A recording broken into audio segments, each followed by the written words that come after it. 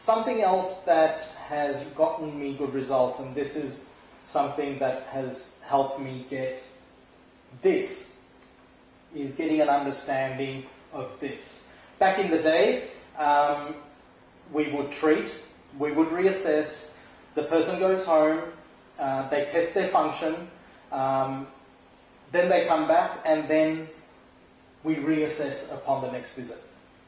So what does that actually mean? This is as I said, this is the old way of doing it. The new way is treat, okay?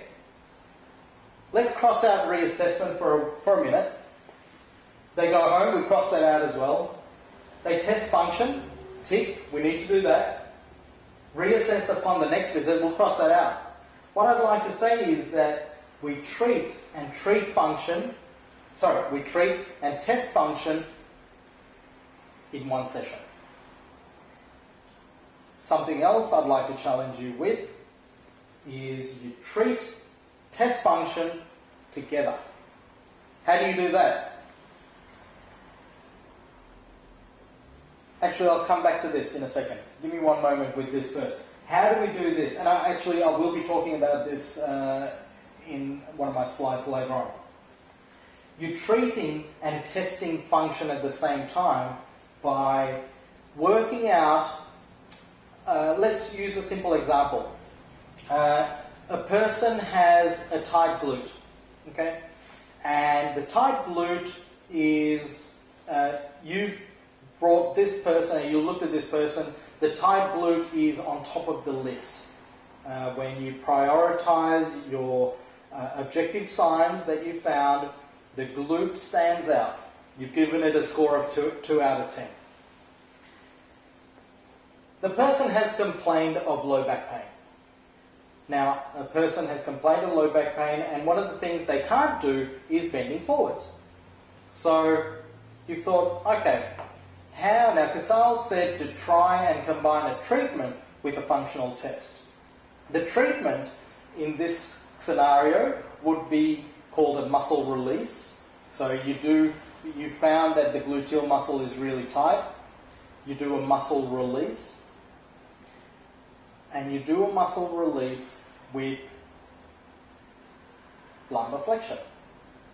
Now, if you're on track, what you will find is all of this together will make a difference straight away. Because in my understanding, in what I have done, is looked at worst possible asterisk signs and worst possible objective signs. By treating that with the functional test, if that was the problem, then the functional test should improve. Okay, so just going back to this, treating a glute, and you can treat the glute with a myriad of ways for a tight glute. And what I'd like to say is to test it out while doing a function. You do a muscle release, a simple muscle release on the glute, and you get them to do lumbar flexion. And if you're on track, and if you do it properly, lumbar flexion should improve if the gluteal muscle was the major problem. So you're treating and you're testing function in the one session, in real time. In real time, you're getting results. Because back in the day, what used to happen was, okay, treat the glute. Let me go back to the old for a second. We treat the glute, reassess the glute, okay, reassess the glute, and we find that it's loosened off. And then we find that we will do lumbar flexion, okay. Now, reassess lumbar flexion here as well, by the way. They go home, test function, reassess upon the next visit. If you were to do it properly, you'd do all of this. This is how we used to do it. Now what I'd like to do is treat it while doing lumbar flexion, and then get better results in one single session. It might be a bit difficult to conceptualize here, but this is what I do now. I treat and test function all together, all in one. By doing that, you know you're on track, okay? And you also, the athlete also knows you're on track.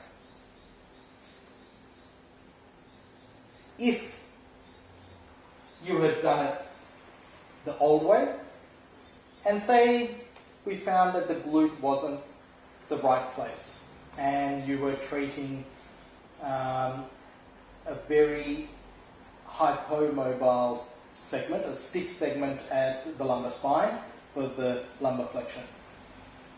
L4, okay, say we're treating L4, treat it, reassess it, and sometimes you think, not bad, pretty good result, okay, let's get them going home.